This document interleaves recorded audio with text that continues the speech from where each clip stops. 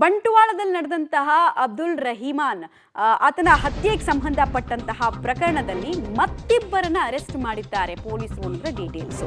ನಿನ್ನೆ 3 ಜನರನ್ನು ಬಂಧಿಸಿದ್ರು, ಈಗ ಇಬ್ಬರನ್ನ ಮತ್ತೆ ಅರೆಸ್ಟ್ ಮಾಡಿದ್ದಾರೆ. ಸುಮಿತ್ ಮತ್ತು ರವಿರಾಜ್ ಬಂಧಿತ ಆರೋಪಿಗಳು.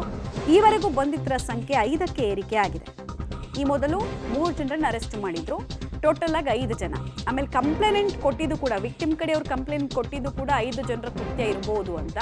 ಸೊ ಅದರಲ್ಲಿ 3 ಜನರನ್ನು ವಶಕ್ಕೆ ಪಡೆದ್ರು, ಇನ್ನೂ ಇಬ್ಬರನ್ನು ಕೂಡ ವಶಕ್ಕೆ ಪಡೆದಿದ್ದಾರೆ. ಇವ್ರ ಪಾತ್ರ ಏನು ಅನ್ನೋದರ ಕನ್ಕ್ಲೂಷನ್ ಪೊಲೀಸರು ಮಾತ್ರ ಕೊಡೋದಕ್ಕೆ ಸಾಧ್ಯ ಇದೆ.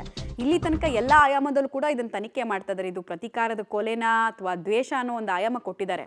ನಿನ್ನೆ ಅಷ್ಟೇ ಪೊಲೀಸ್ ಅಧಿಕಾರಿಗಳು ಹೇಳ್ತಾ ಇದ್ರು, ದ್ವೇಷ ಇತ್ತು ಇವರಿಗೆ, ಈ ಕಾರಣಕ್ಕೋಸ್ಕರ ಕೊಂದು ಮುಗಿಸಿದ್ರು ಅಂತ. ಬಟ್ ಕೆಲವರು ಈಗಲೂ ಹೇಳ್ತಾ ಇರೋದು ಪ್ರತೀಕಾರದ ಕೊಲೆ ಅಂತ. ನೋಡೋಣ, ಪೊಲೀಸರು ಇನ್ವೆಸ್ಟಿಗೇಷನ್ ಮಾಡ್ತಾ ಇದ್ದಾರೆ. ಕಂಪ್ಲೇಂಟ್ ಕೊಟ್ಟೋರ್ದು ಪಾತ್ರ ನಿಜವಾಗ್ಲೂ ಇದೆಯಾ ಅನ್ನೋದನ್ನ ಪೊಲೀಸರು ಇನ್ವೆಸ್ಟಿಗೇಷನ್ ಮಾಡಿದ ಬಳಿಕ ಗೊತ್ತಾಗುತ್ತೆ. ಸೊ ಅರೆಸ್ಟನ್ನು ಸದ್ಯಕ್ಕೆ ತೋರಿಸಿದ್ದಾರೆ ಅನ್ನೋದು 5 ಜನರ ವಿಚಾರದಲ್ಲಿ ತಿಳಿದು ಬರ್ತಾ ಇರೋ ಮಾಹಿತಿ.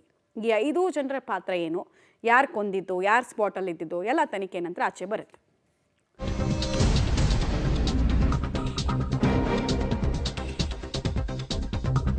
ಕರಾವಳಿಯಲ್ಲಿ ಸರಣಿ ಕೊಲೆಗಳಾಗ್ತಾ ಇದೆ, ರಕ್ತ ಚರಿತ್ರೆ.